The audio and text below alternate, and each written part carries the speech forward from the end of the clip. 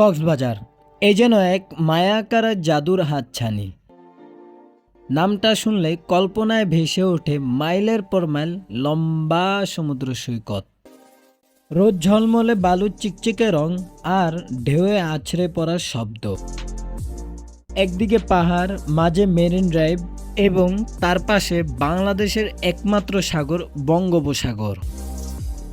আর এই সব কিছুকে ঘিরে বাংলাদেশের সবচেয়ে বড় পর্যটক কেন্দ্র কক্সবাজার।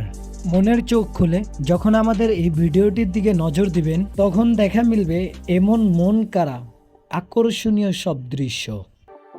কক্সবাজার বিশ্বের দীর্ঘতম নিরবিচ্ছিন্ন প্রাকৃতিক বালুময় সমুদ্র সৈকতের জন্য বিখ্যাত ও জননন্দিত, যা 120 কিলোমিটার জুড়ে বিস্তৃত।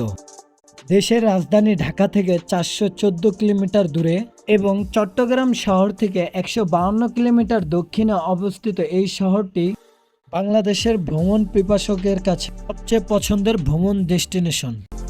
তাই আজকের পর্বটি আপনাদের নিয়ে যাবে কক্সবাজার সমুদ্র সৈকতে।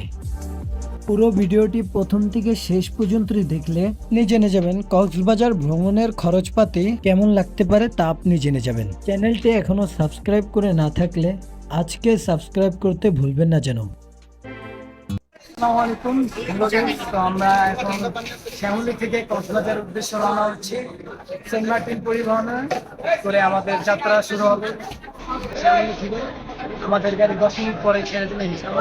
আমাদের মতো যারা ঢাকা থেকে কক্সবাজার যেতে চান, সেক্ষেত্রে সায়দাবাদ, কলাবাগান, কল্যাণপুর এরকম মোটামুটি সব বাস কাউন্টার থেকে কক্সবাজার যেতে পারবে। এইসব বাসের ভাড়া আনুমানিক নন এসি হলে 1000 থেকে 1100 টাকা এবং এসি বাস হলে 1500 থেকে 2200 টাকা হতে পারে। এছাড়া এখন কিন্তু ট্রেনের অপশনও রয়েছে। ট্রেনে ঢাকা থেকে কক্সবাজার পৌঁছাতে 8 ঘন্টা সময় লাগে। সকাল 6:43 ট্রেনে উঠলে 3টা নাগাদ কক্সবাজার পৌঁছে যাবেন এবং বাংলাদেশের সবচেয়ে আধুনিক ও সুন্দর স্টেশনটি উপভোগ করতে পারবেন। এবার আসুন আমাদের গল্পে সমুদ্র দর্শনে। চকচকে রোদ থাকা সত্ত্বেও গরম তাপ উপেক্ষা করে আমরা লাবণী বিচে হাঁটতে হাঁটতে চলে আসলাম। এসে দেখলাম আমাদের মতো অনেকেই সমুদ্রে স্নান করে যাচ্ছে। শুধু কি তাই, কেউ দল বেঁধে ফুটবল খেলছে, কেউ ঘোড়ায় চড়ে তার মতো সময়টা উপভোগ করছে, আরো কত কি। সবচেয়ে মজা লাগে এই বাচ্চাগুলোকে দেখতে। বাবা মার সাথে এসে সমুদ্রে পা ভিজিয়ে কি মজাই না তাদের। তাদের থেকে চোখ সরালে দেখতে পাই এরকম 4 চাক্কার গাড়ি ভাড়া নিয়ে অনেকে বিচের পার ঘুরে বেড়াচ্ছে। পায়ে না হেঁটে সৈকতের অনেকটা পথ যদি পাড়ি দিতে চান, তাহলে এটা বেশ ভালো অপশন। ওরা 10 থেকে 15 মিনিট আপনাকে ঘুরিয়ে আনবে 200 থেকে 250 টাকার বিনিময়ে। তবে এটাকে দরদাম করে নিয়ে আপনাকে চলতে হবে। এছাড়া সাগর পাড়ে আপনি পেয়ে যাবেন এমন ফটোগ্রাফার। সাগর পাড়ে এসেছেন অথচ ফটো তুলবেন না, তা কি করে হয়? আর এই সুযোগটাই তো এরা নিয়ে থাকে। তাই আপনাকে ফটোগ্রাফার নির্ধারণ করার আগে দরদামে বেশ কটু হতে হবে। পার পিস হিসাবে এরা দাম চাইবে, কতটা ছবি তুলতে চান এবং কত টাকায় তাকে হায়ার করেছেন। এগুলো আগে পরিষ্কার করে কথা বলে না নিলে পরে হেনস্থা হতে হয়। তাই সাবধান। লাবণী বিচে বেশ খানিকটা সময় কাটিয়ে আমরা ঠিক করলাম এখন আমরা রুমে চলে যাব এবং হালকা বিশ্রাম করে নিয়ে পরে আবার সাগর পাড়ে আসবো। তাই এখনকার মতো হোটেলে চলে গেলাম। বিকেলে সময়টা হাতে নিয়ে এবার আমরা সুগন্ধা বিচের দিকে গেলাম। আমরা এখানে এসে ভালো রকমেরই ভিড় দেখতে পেলাম।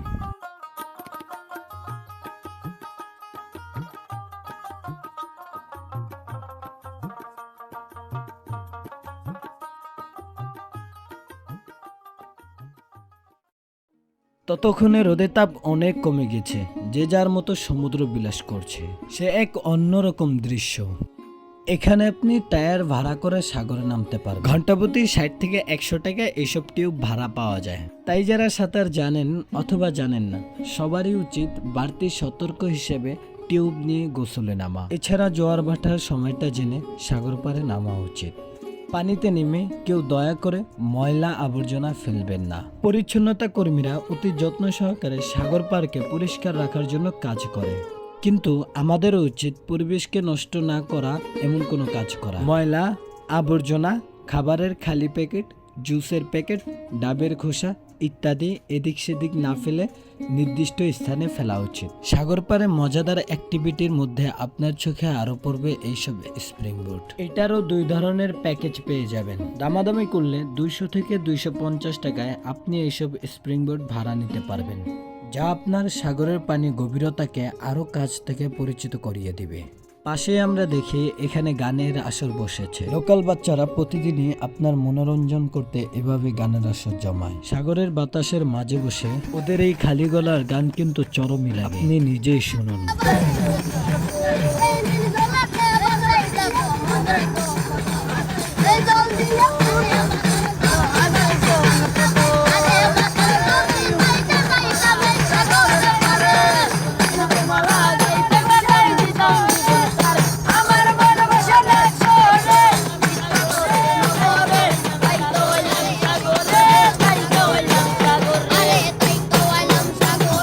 এনজয় করতে করতে আমরা ঠিক করলাম সূর্যাস্তের সময়টাতে আমরা এখানে বসে সূর্যাস্তটা দেখব।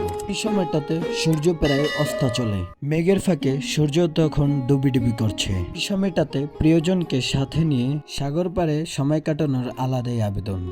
পরিবার প্রিয়জন সাথে নিয়ে দিনের অন্যতম একটা সুন্দর মুহূর্ত কাটাতে এই সময়টা বিচে আসা অবশ্যই মিস করবেন না। আকাশে তখন মেঘের আড়াল থেকে চাঁদ উকি দিচ্ছে। রাত ভাবলে কি হবে, বিচের পার তখনও লোকে লোকারণ্য। আসলেই এই ভ্রমণ স্পটে সারা দেশ থেকে মানুষ আসে এক টুকরো প্রশান্তির আশায়। তাই এখানে আসলে রাত হোক আর বিকেল, সবসময় আপনি জমজমাট একটি পরিবেশ দেখতে পারবেন। বিচের পারে ছাতা দেওয়া এমন চেয়ার ভাড়া করে নিয়ে আপনিও ঘন্টার পর ঘন্টা কাটাতে পারেন সময়। 2টা চেয়ার 70 টাকায় ভাড়ায়। আজ আমাদের একটা এক্সাইটিং ডে হতে চলেছে, কারণ আজ আমরা যাব টেকনাফ। তাই সকাল সকাল নাস্তা সেরে আমরা চলে গেলাম ডলফিন মোড়ে।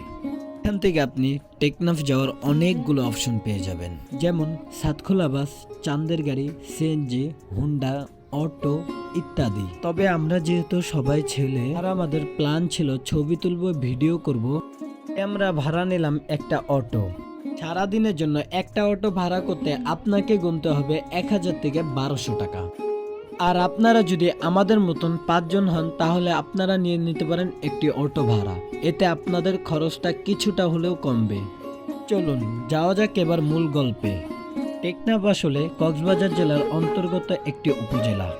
এটি বাংলাদেশের সর্বদক্ষিণের উপজেলা এবং বাংলাদেশের সবচেয়ে সুন্দর টুরিস্ট স্পটগুলোর মধ্যে অন্যতম এটি।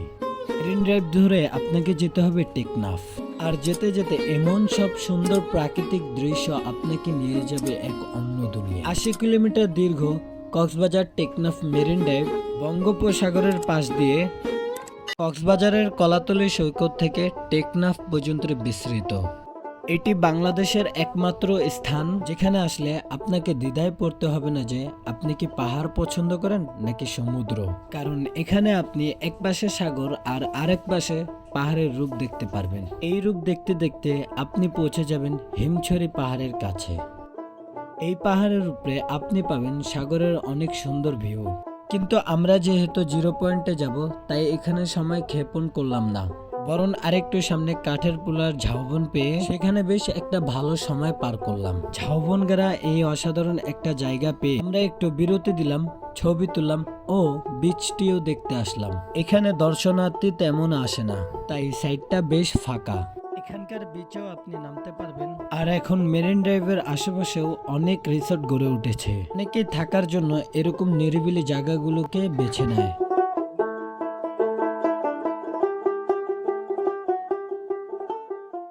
আমরা আবার আমাদের যাত্রা শুরু করলাম এবং একেবারে ইনানি গিয়ে থামা হলো।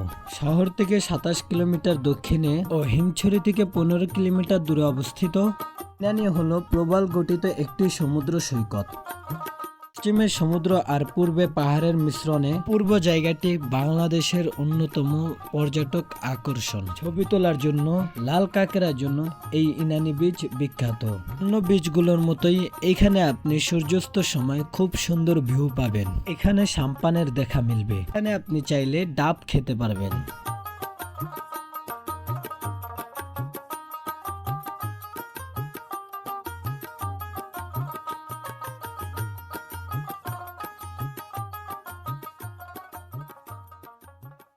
আমরা যেহেতু খুব রোদের মধ্যে এসে পড়েছিলাম, তাই বেশিক্ষণ দাঁড়াতে পারিনি। আমরা আবার রওনা দিই টেকনাফের পথে। কক্সবাজারের আসল সৌন্দর্য শুরু হয় কিন্তু ইনানির পর থেকে। পাশে ধানক্ষেত, সবুজ মায়াবী পরিবেশ, অন্য পাশে সমুদ্র সৈকত ধরে ছুটে চলা মুহূর্তগুলো আপনাকে অনেকক্ষণ মোহিত করে রাখবে। আমরা যেহেতু অটোতে ভ্রমণ করছি, তাই আমাদের মুগ্ধতার পরিমাণ একটু বেশি। এদিকে রাস্তা বেশ ভালো, তাই ড্রাইভটা উপভোগ করার মতো। আর এই বিশাল বিশাল সাম্পানগুলো পথের দুধারে দাঁড়িয়ে যেন আপনাকে স্বাগত জানাচ্ছে এবং বলছে ওয়েলকাম টু টেকনাফ।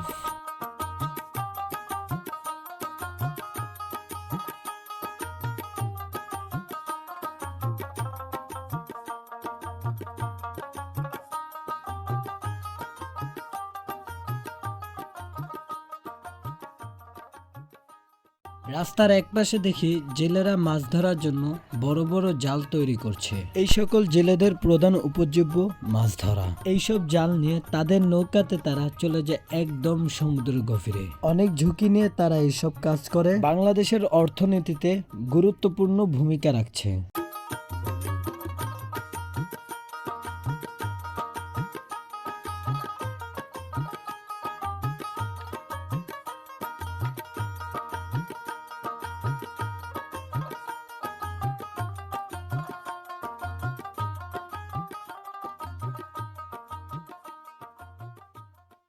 এখান থেকে আমরা কিছুটা ড্রাইভ করে পরে পৌঁছে গেলাম আমাদের বহু প্রতীক্ষিত ভ্রমণ ডেস্টিনেশন টেকনাফ 0 পয়েন্ট। এদিকটার বিচটা একেবারেই ফাঁকা, এদিকে দর্শনার্থী তেমন আসেই না, তাই এই জায়গাটা অনেক বেশি পরিষ্কার, আরামদায়ক ও শান্তির।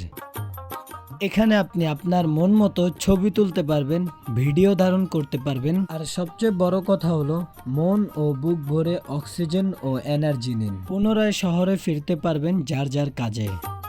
বছরে একবার হলো সবার কক্সবাজারে আসা উচিত। সমুদ্রের পাড়ে এসে বসলে আসলে মন অন্যরকম হয়ে যায়। সমুদ্রের এই বিশালতার কাছে যে আমরা মানুষ যে খুবই ক্ষুদ্র, তেমন একটা অনুভূতি হয়। এখানকার মানুষ যে এত সাধারণ, তাদের নেই কোনো আহামরি চাওয়া পাওয়া, নেই কোনো বিত্ত বৈভব। এদের দেখলে আপনার জীবন সম্পর্কে ভাবনা অনেকটাই পাল্টে যাবে। ভালো একটা সময় এখানে পার করে আমাদের এখন শহরে যাওয়ার পালা। একদমই আমাদের যেতে ইচ্ছে না করলেও আসল কথা এবার আমাদের বিদায় নেওয়ার পালা। আর আজকে রাতেই আমাদের ঢাকায় যাওয়ার বাসের টিকিট কাটা, তাই আমরা আগের পথে ডলফিন মোড়ের অভিমুখী রওনা দিলাম। আমরা সিগনেচার ট্রাভেলস নামের স্লিপিং কোচে চড়ে রাত 10:30 বাসে ঢাকার উদ্দেশ্যে রওনা হলাম। ভাড়া নিয়েছিল মাত্র 1100 টাকা জনপ্রতি। আর এরই সাথে শেষ হলো সারা জীবন মনে রাখার একটা অদ্ভুত ট্রিপ। আশা করি আপনারা আমাদের ট্রাভেল ব্লগটি ভালোভাবে এনজয় করেছেন। কমেন্টে আপনাদের মতামত জানাবেন। এরপর আপনারা কোন জায়গাটির বিস্তারিতভাবে জানতে চান এটাও কিন্তু জানাবেন। বেল আইকনটি অন করে দিলেই আমাদের ভিডিও আপনাদের কাছে পৌঁছে যাবে। সবাই ভালো থাকুন, সুস্থ থাকুন। আল্লাহ।